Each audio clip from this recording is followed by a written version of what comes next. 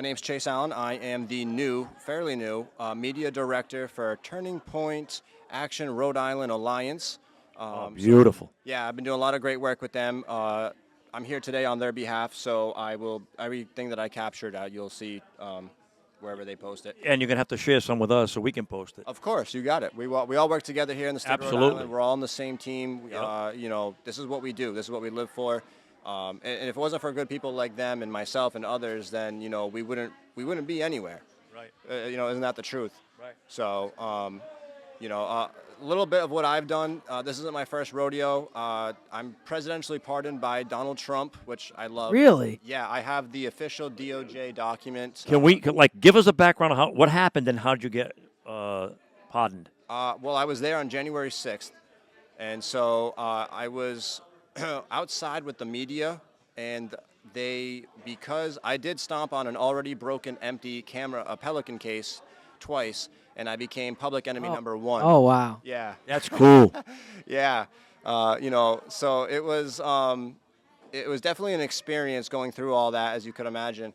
And on top of that, I'm an independent documentarian. I've traveled all across the United States. You can look me up on YouTube, The Allen Report.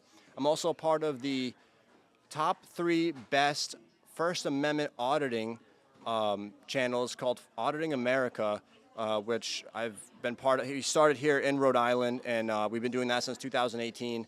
And we've just been, we have changed so much policy and have brought so much awareness to the Constitution and the First Amendment throughout the United States. And I'm just honored to be talking about that here today with you. That is Wow, beautiful. fantastic. So, what was your biggest takeaway from that day? And then we got to get going. But I always find people that were there find it very fascinating. We almost went ourselves. Yeah, we almost went. And recently we just had John Mellis on, who was there, and he was just pardoned by Trump as well. And he was on one of our other shows, Splitting the Atom. But yeah, what was your biggest takeaway? My biggest takeaway was, it wasn't what the media portrayed it out to be. It wasn't, that wasn't a real that was not a real insurrection. If it was a real insurrection, people would have been there with firearms and guns trying to storm the Capitol. They wouldn't have been there in pajamas. Right. You know what I mean? On top, there's many other things, takeaways. With me specifically involved with the media incident, I witnessed a person in full black. You couldn't tell who they were, but they were damaging the media stuff. And when everyone sort of saw that and looked at it, everyone sort of rushed over to the media area and then started partaking in damaging the equipment. Wow. Including myself, but I also cleaned up and told people not to also